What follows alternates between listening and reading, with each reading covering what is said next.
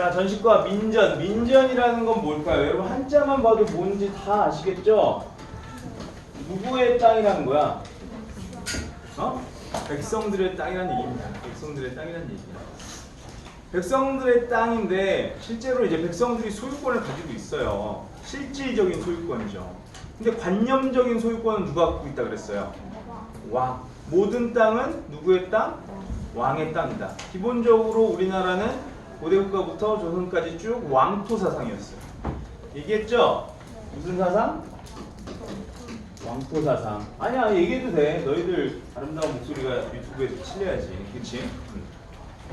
왕토 사상. 왕토 사상에 입각해서 민전이란 거는 실질적인 소유권은 백성들에게 있지만 관념적인 소유권은 왕에게 있는 그런 땅입니다. 관념적인 소유권이 왕에게 있으니까 백성들은 왕한테 뭘 갖다 바치는 거야? 세금을 갖다 바치는 거죠. 우리가 왕 덕분에 이렇게 농사를 짓고 살 수 있으니까 왕한테 세금을 갖다 바쳐야지. 그래서 민전은 어떻게 구분되느냐? 공전과 사전으로 구분됩니다. 공전과 사전은 또 어떻게 왜 구분하느냐? 이거는 세금을 누구한테 갖다 바치느냐 그 차이에 따라 이렇게 나눠지는 겁니다. 한마디로 뭐야? 수조권이 누구에게 있느냐 그 차이예요. 공전은 수조권이 국가나 관청에게 있으면 공전이라고 불러요. 오케이? 수조권, 국가에서 세금을 거두는 땅은 공전이에요. 그럼 여러분 센스 있는 사람이라면 한자를 잘 알고 있는 사람이라면 사전은 누구한테 세금을 낸다는 걸까? 개인이라는 거죠. 근데 개인이 세금을 어떻게 걷어요? 전시과에서 배웠죠? 수조권을 국가에서 주는 사람들이 있잖아. 그 사람들은 누구야? 관리들이죠. 관리들한테 수조권을 주잖아요. 그쵸? 왜 기억 안 나는 것처럼 그래? 추석 때문에 다 까먹은 거야? 전시과라는 게 뭡니까? 관리들에게 월급으로 전시과라는 땅을 주는 거잖아. 그 땅에 수조권을 주는 거잖아. 월급으로 받아 쓰라고. 그래서 관리들이 수조권을 갖고 있는 땅을 사전이라고 하고 국가가 수조권을 갖고 있는 땅을 공전이라고 하는 겁니다. 민전 중에. 아시겠습니까? 네. 자, 그 다음에 수치체제는요, 그냥 넘어가시면 돼요. 84, 85페이지. 84, 85페이지 펴보세요. 84, 85.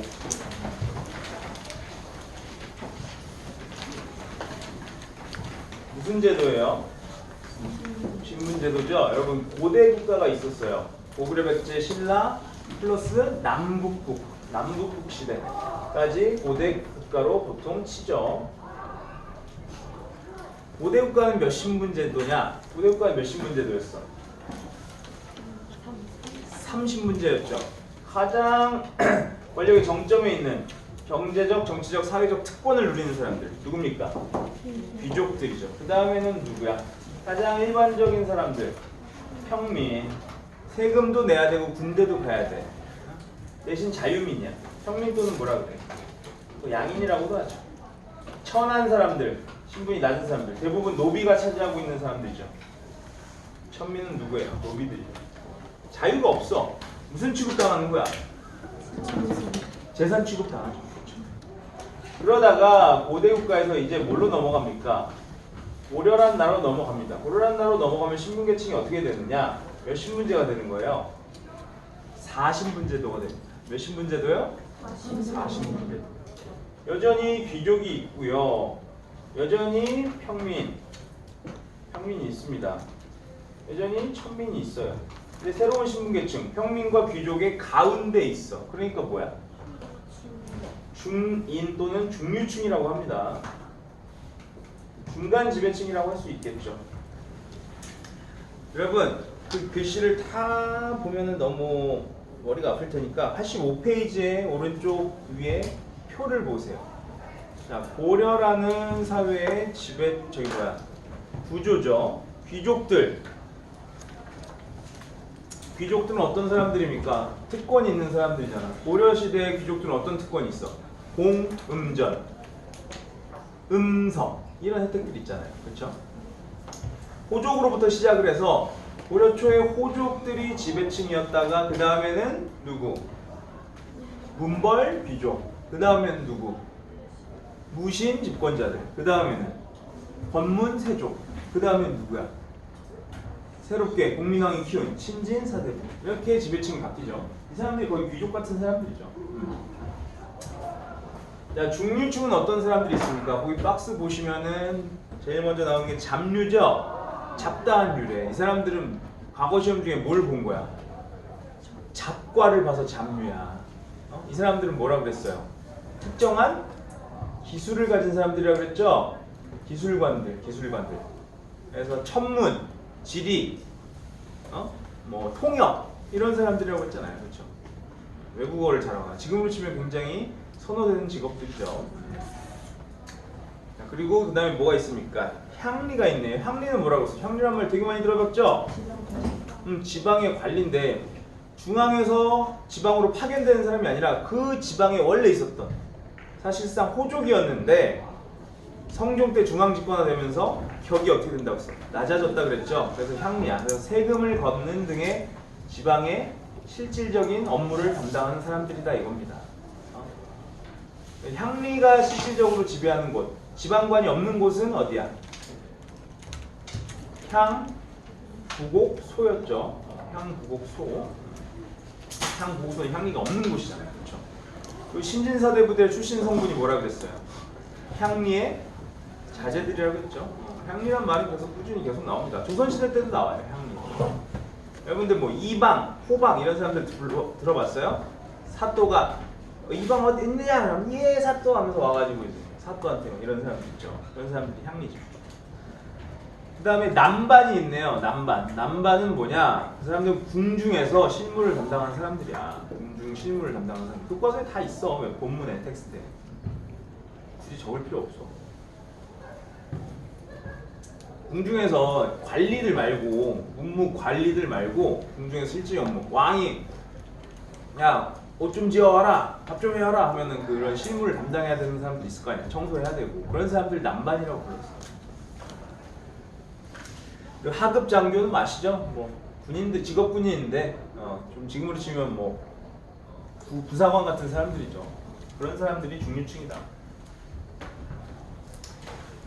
피지배층 보면 이제 양민과 천민으로 나뉘는데 여러분 고려시대 때 평민들을 뭐라고 부르냐 이렇게 부릅니다. 읽을 줄 아는 사람 있어요?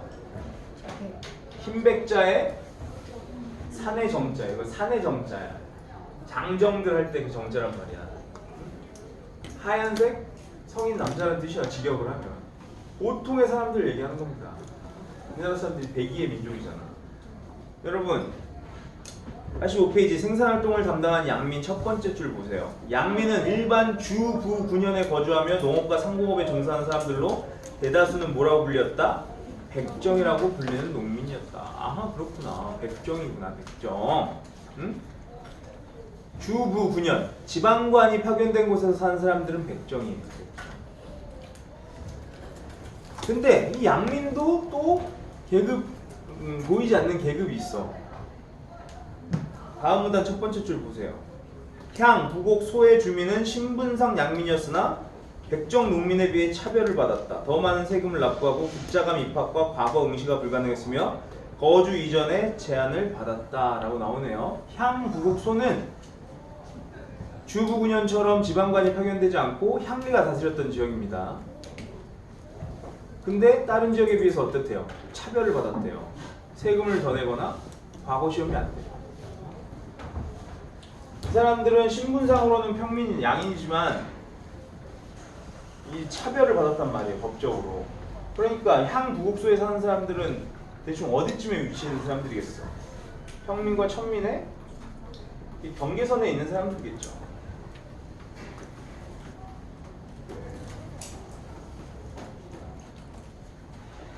아시겠습니까? 백정과는 조금 차이가 있는 사람들이다. 향부곡소의 사람들은. 조선시대에도 역시 어떻게 되냐? 신분제도는 4신분제도입니다. 4신분제도. 조선시대 때는 귀족이 아니죠? 조선시대 지배층은 뭐라고 불러요? 동반과 서반을 합쳐서 양반이라고 해요. 동반은 무반, 서반은 문반. 그러니까 문무 관리들을 양반이라고 부르는 거예요. 그래서 양반 사대부, 양반 사대부. 그 다음에 역시 중인, 중류층이 있습니다. 역시 평민들이 있죠. 그리고 역시 천민들이 있습니다. 근데 천민의 종류가 좀 더 많아져요. 어떤 사람들, 고려시대 때와 달리 고려시대 때는 좀 대접받던 무당이나 스님들도 천민 취급을 받아. 왜냐? 조선은 성리학의 나라라서 불교를 엄청나게 억압하거든요. 그래서 승려가 천민이 되는 거예요. 그 다음에 광대. 또 누가 있어요? 기생. 그리고 백정. 네? 백정이요? 고려시대 때는 백정이 평민이라면서요? 네, 맞습니다. 고려시대 때 평민이었던 백정이요, 조선시대로 가면서 뭐가 되는 거예요? 천민이 되는 거예요. 왜 그렇게 되느냐? 왜 그렇게 되느냐면 고려시대는 일반적인 백성들을 백정이라고 불렀는데 원간섭기가 되면서 이 몽골인을 비롯해가지고 유목민족 출신들이 막 들어온단 말이에요. 중앙아시아나 뭐 여진족이나 뭐 이런 사람들이 막 들어와. 몽골족이랑 같이. 가서 사는데 이 사람들이 유목민족 출신이다 보니까 농사지면서 사는데 적응을 못하는 거야. 그래서 지들끼리 모여가지고 사는 거죠. 근데 고려라는 나라는 불교의 나라라 그랬죠. 그래서 고기를 안 먹습니다. 근데 이 사람들은 유목민족 출신이니까 고기만 먹는 거야. 지들끼리 모여가지고 뭐 하는 거야? 도축업을 하는 거죠. 도축업이 뭐예요? 소나 돼지를 잡아서 그 고기를 판매하는 거죠. 근데 그렇게 되면 어떤 문제가 발생하냐? 고려라는 나라는 이제 불교 국가니까 그 사람들이 생김새도 다르고 뭐 풍습도 다르고 거기다가 이제 고기 잡아먹고 그러니까 이 사람들이 막 천시하는 거예요. 그래서 이 사람들이 천민 취급을 받는 거죠. 그러다가 나라가 바뀌어가지고 이제 조선이 됐습니다. 조선 왕조에서는 이 사람들을 이렇게 천시하고 멸시하니까 이 사람들이 사회적 문제를 일으킬 수도 있잖아요. 범죄를 일으키거나 집단 폭동을 일으킬 수도 있으니까 이 사람들 잘해줘야 된다라고 하면서 이 사람들한테 무슨 이름을 붙여주는 거예요? 일반 평민이라는 이름으로 백정이라는 이름을 붙여준 거예요. 근데 사람들의 인식이 그렇게 빨리 바뀌진 않죠. 생각한 거야. 뭐야? 쟤네들 백정이라고? 아 그래, 쟤네 백정이라고 불러주자. 근데 우리는 이제 더 이상 백정이라고 부르지 말자. 그래서 백정이라는 게 뜻이 어떻게 된 거야? 바뀌게 된 거예요. 도축업을 하고 도축업에 종사하는 사람들, 그런 사람들이 백정이 된 겁니다. 아시겠습니까? 그래서 고려의 백정과 조선의 백정은 아예 다른 개념이에요. 블라블라블라블라 막 나오다가 뭐 백정이 주로 도축업을 해서 그 가죽과 고기를 팔아서 생계를 유지했다. 이런 말이 나오면 조선시대예요, 고려시대예요? 조선시대겠죠. 아시겠습니까? 네네. 다음 페이지. 사회적 억압 속에서 살았던 천민. 천민들은요, 노비죠, 노비 한마디로. 노비. 노비들이 대부분이었는데 노비는 사람이 아니죠. 사람이 아니에요? 사람이죠. 근데 사람 취급을 못 받은 거죠. 노비는 소속에 따라서 재산 취급을 받기 때문에 소속에 따라서 무엇과 무엇을 나뉘느냐? 공노비와 산노비로 나뉩니다. 공노비는 당연히 소속이 어디겠어요? 국가나 관청의 소속이라는 거죠.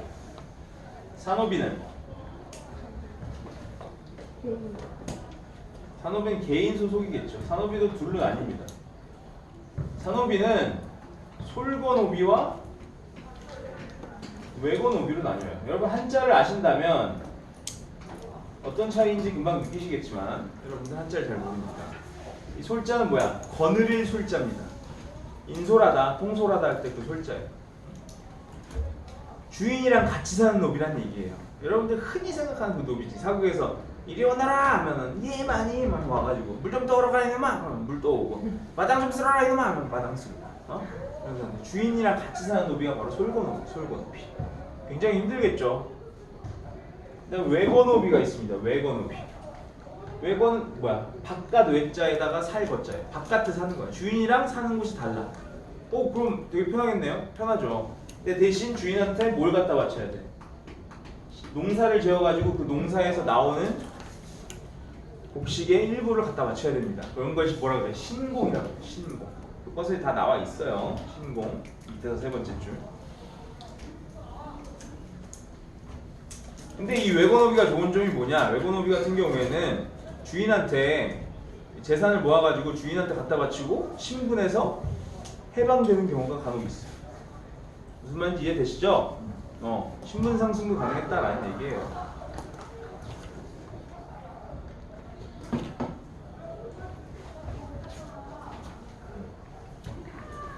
자, 그 다음에 88페이지로 넘어갑시다. 88페이지. 88페이지. 가족제도의 모습. 가족제도의 모습. 봅시다.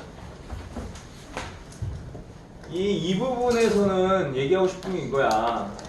지은아, 서서 줘라? 대단. 서서 줄지? 이 부분에서는 무엇을 얘기하고 싶으냐? 이 부분에서는 고려시대가 다른 시대보다 여성의 인권이 더 높았다라는 거죠. 특히 어떤 시대에 비해서? 조선이라는 나라에 비해서 훨씬 월등하게 높았습니다. 아시겠습니까? 그래서 고려라는 나라의 여성의 인권을 배우시면은 다 그 반대로 생각하면은 뭐야? 다 조선이야. 오케이? 너무 간단해요. 조선 고려 한 번만 배워놓으면은 고려는 무조건 그 반대라는 거야. 자, 세 번째 줄 끝에 봅시다. 일부일처제가 뭐였대? 일반적이었대. 일부일처가 뭐니? 남편 하나, 부인 하나죠. 일부일처제가 일반적이었어. 근데 조선시대 때면 그 반대라 그랬죠? 다부다처제요 라고 하지 마시고요. 네, 일부다처제인데 일부다처라고 하기엔 또 다릅니다. 정확히 얘기하면은 조선은 축첩제도예요. 첩을 쌓아둘 수 있다는 거예요. 처랑 첩이 다른 거 아시죠? 양반이 있어. 그럼 양반 부인을 정식 부인으로 들여. 그러면 처야. 부인이야. 근데 평민이나 천민들을 두 번째, 세 번째 부인으로 들여요. 그러면 첩이 되는 거예요. 아시겠습니까? 축첩제도, 축첩제도.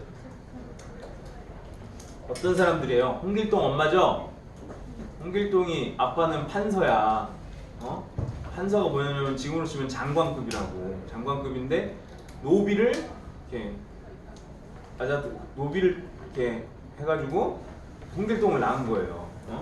그러니까 홍길동이 아빠를 아빠라고 못 부르잖아. 뭐라고 그래? 나으리라고 부르잖아. 아버지를 아버지라고 부르지 못한다. 그런 얘기입니다. 다음 문단 첫 번째 줄 보세요. 고려 초의 왕실에서는 친족 간의 혼인이 성행했대. 친족 간의 혼인을 한다는 게 뭔 얘기야? 가족이랑 결혼한다는 거죠? 사촌 동생이랑 결혼하고 그랬다고요. 근데 이게 고려만 그랬던 건 아니고 신라도 그랬고요. 되게 왕조 시대에는 일반적인 적이었어. 아주 일반적이라고 할 수는 없지만 그래도 그런 경우가 많이 있습니다. 왜냐? 왕실의 혈통은 귀하니까 이 귀한 혈통을 유지해야 된다 그래서 왕족끼리 결혼하고 그랬다고. 유럽 같은 경우에도 다른 나라 왕족이랑만 거의 결혼했습니다. 급이 맞아야 되니까. 근데 이제 에스파냐 같은 경우에는 근데 종례혼을 했죠. 친족끼리 결혼했어요. 그래서 유전병이 발현이 됩니다. 유전병이 뭐 한 번은 생기지 않지만 이 근친, 가까운 친척끼리 결혼을 하면은 유전자가 비슷한 사람들끼리 결혼하면 유전병이 발현되기 쉬워요. 그래서 15세기, 16세기 그 에스파냐의 스페인의 왕실 초상화를 보면요, 다 이래요. 표이 이렇게 나와요. 유전병들이. 여러분들 이집트의 왕을 뭐라고 부르죠? 파라오라고 하죠. 이집트가 제일 심했거든요. 이집트는 지네가 신이라고 생각하고 신이라고 얘기했단 말이야. 그래가지고 자기의 혈통을 유지해야 된다고 해서 엄청난 근친혼을 했어요. 누나랑 결혼하고 막 친누나랑 결혼하고 엄마랑 결혼하고 그랬어. 실제로 그랬습니다. 그래서 투탕카멘이라는 그 왕이 있었는데, 파라오가 있었는데 그 미라에서 인고를 꺼내가지고 한번 그 이미지 스캔을 떴는데, 여러분들 요새는 기술이 발달해서 그 뼈만 가지고도 살아생전의 모습을 추정해 볼 수 있잖아요, 그렇죠? 입이 부정교합이었대요. 앞니가 이렇게 튀어나온 가만히만 있어도 침이 저절로 나오는 거죠. 파라오인데 막 침 흘리고 있어. 질질 가만히 있어. 그리고 다리도 곱게 꼬는 게 아니라 안짱다리였대요. 안짱다리. 이거 그럴 그거 하라고. 약간 조금 깨져. 아 이거 약간 소수자 비하 발언인가? 취소. 자 어쨌든 그렇다라는 겁니다. 근데 고려 왕실 초반에는 이렇게 성행했는데 이제 유교 문화가 들어오면서 이걸 자꾸 금지시켜요. 근데 그럼에도 불구하고 풍습이 사라지지 않았다고 하네요. 그렇구나. 고려 왕실은 족외혼이 아니라 족내혼을 했구나. 다음 문단 첫 번째 줄 봅시다. 부모의 재산은 아들과 딸의 구분 없이 고르게 상속되었다. 아하 그렇구나. 요 얘기는 뭐야? 조선은 반대라고 했으니까. 조선시대 때는 누구한테 몰빵한다는 거야? 아들 중에서도 첫째, 장남이라고 하죠? 장남한테 거의 몰빵을 합니다.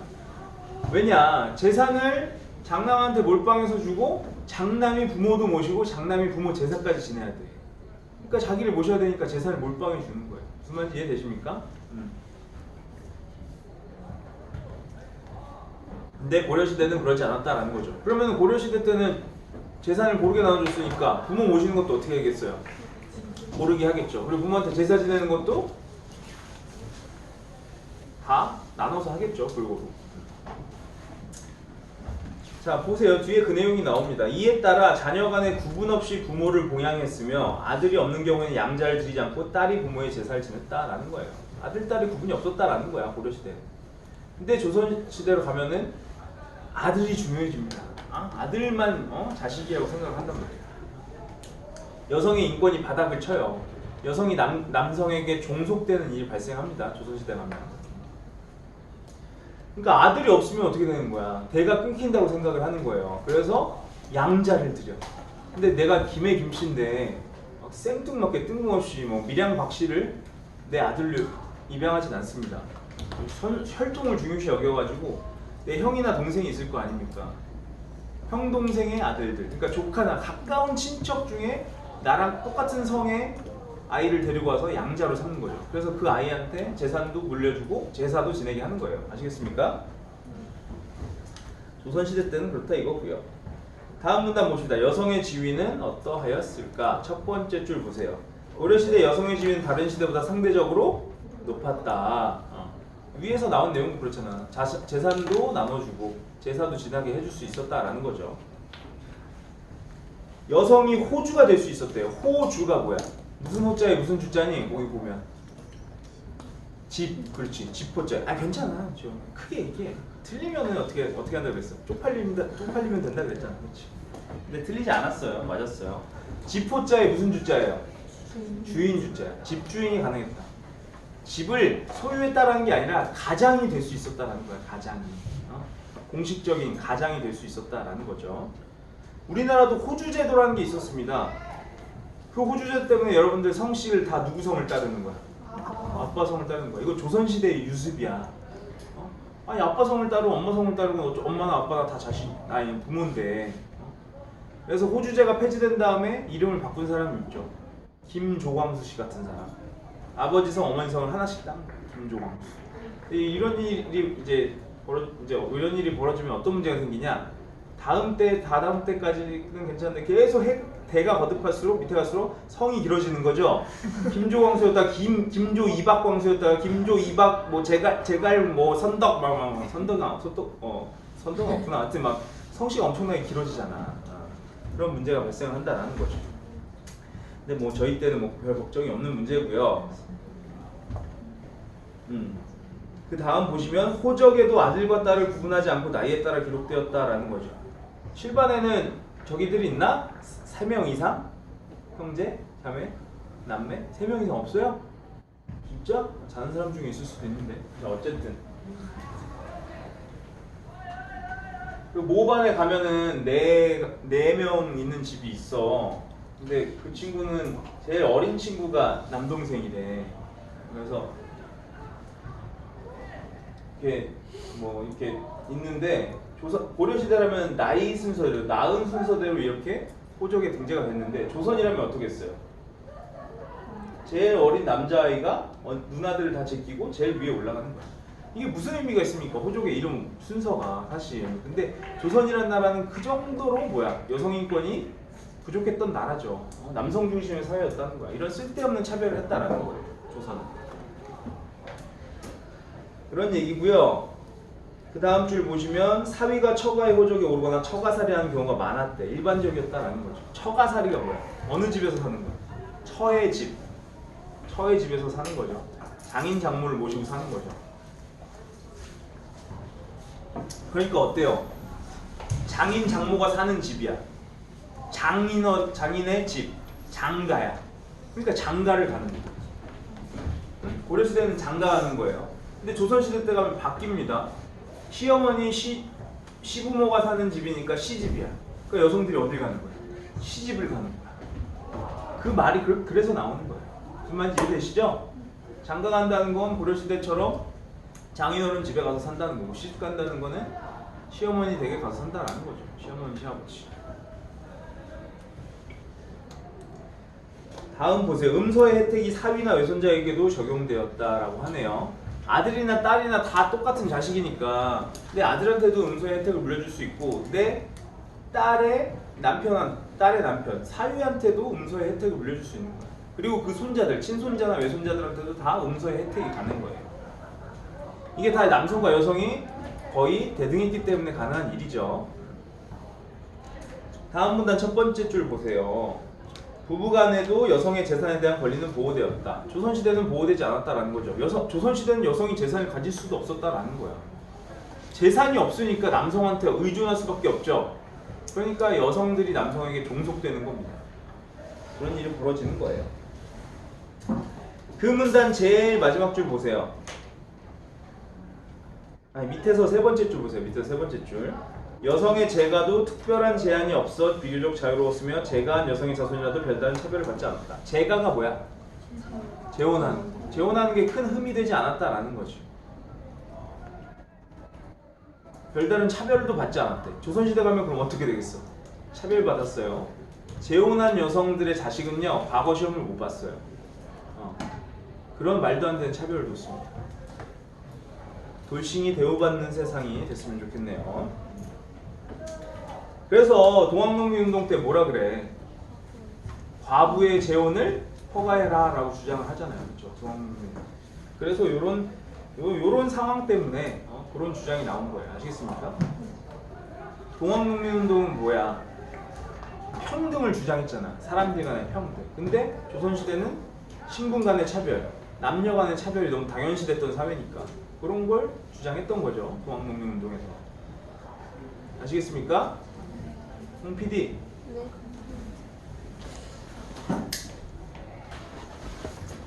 네. 앵글이 달라서 놀라지 마시고. 자, 이제 몇 페이지? 91페이지 성리학을 보시면 됩니다. 성리학. 성리학은 굉장히 중요합니다. 성리학은 왜 성리학인가? 인간의 심성, 우주의 원리 이런 것들에 대해서 탐구하는 그런 학문입니다. 인간의 심성, 우주의 원리. 그래서 성리학이야. 원래 뭐는 유교의 한 일파입니다. 유학의 한 일파예요. 춘추용 시대 공자가 만든 유교가 중국 송나라 때 10세기경에 성리학으로 발전된 형태로 나타납니다. 원래는 공자는 그냥 부모한테 잘해라, 나라에 충성해라, 임금한테 충성해라 그런 얘기를 하면서 실천적인 얘기를 했는데 이제 성리학은 인간의 심성, 우주의 원리 이런 것들에 대해서 얘기를 한다는 거죠. 한마디로 성격이 어때요? 철학적이라는 거죠. 인간의 심성, 태어날 때부터 착해요, 악해요? 태어날 때부터 착하다. 그 누구야? 맹자의 성선설. 태어날 때부터 악하다. 순자의 성악설. 태어날 때 착하고 악한 거 그런 거 없다. 고자의 성무 성악설입니다. 네. 그런 얘기들을 하는 거죠. 우주는 어떻게 구성되어 있나요? 우주는 어떻게 60억 년 전에 빅뱅으로 탄생을 해서 99.79%의 수소로 되어 있으며 무한대로 확장하고 있다. 그런 얘기들. 그런 것들. 그런 자연 지식이 있었을까? 그때 당시 사람들이 전혀 없었죠. 그러니까 뭐야? 생각만으로 판단을 한 거죠. 우주에는 뭔가 다 통하는 원리가 있을 거야. 이치가 있을 거야. 근데 그 이치가 있는데 이 인간으로서 탄생한 다 그 원리가 있어.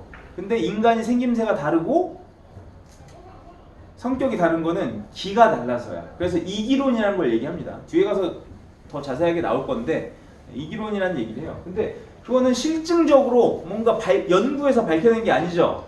생각만으로 자기네들이 관념적으로 만들어낸 거잖아. 그래서 얘네들의 성격은 뭐야? 사변적이야. 그 말이 사변적이라는 겁니다. 사변적이란 말이. 그리고 형이상학적이죠. 뭔가 물질에 관해서 얘기를 하는 게 아닙니다.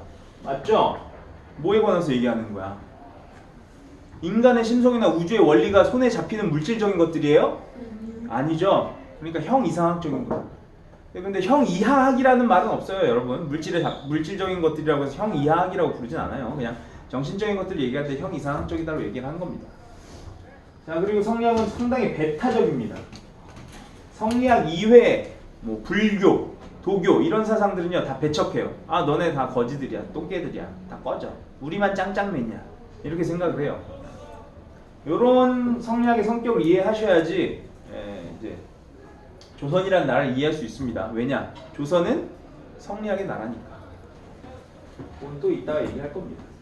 자, 그리고 어떻게 들어왔냐 고려에는 원래 송나라 때 만들어진 건데 원간섭기 때 안향이라는 사람이 있습니다. 안향이 받아들였어요. 수용했어요. 자, 그리고 이재현이라는 사람이 심화시켰습니다. 이 사람은 뭐야? 심화반이죠. 심화반. 자, 그래서 누구로 이뤄지냐? 이색, 정도전, 정몽주 등 신진 사대부들에게 이어집니다.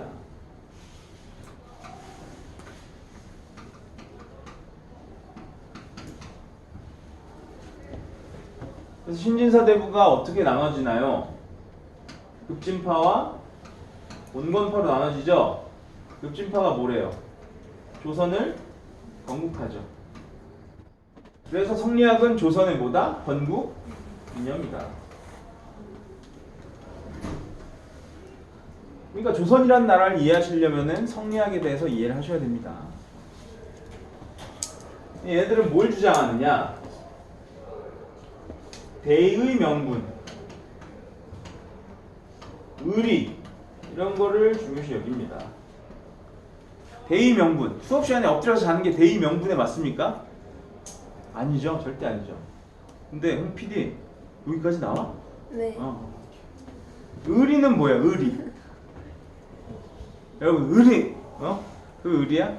원래 한자의 뜻만 살펴보면 옳은 이치. 옳은 이치죠. 수업 시간에 자는 게 옳은 이치입니까? 의리예요? 아니죠. 수업 시간에 떠드는 게 옳은 이치예요? 아니죠. 학생이 술 먹고 담배 피우는 게 옳은 이치입니까? 아니죠. 그런 것들에 대해서 얘기하는 겁니다. 원래 의리란 뜻. 근데 우리나라 사회에 들어오면서 이제 현대 사회에서는 남자들 간의 우정 이런 뜻으로 많이 뜻이 협소하게 작아졌지만 원래는 옳은 이치라는 뜻입니다. 모든 것에 다 적용이 되는 거죠. 자, 그러니까 실리랑 명분이 충돌하면요, 성리학자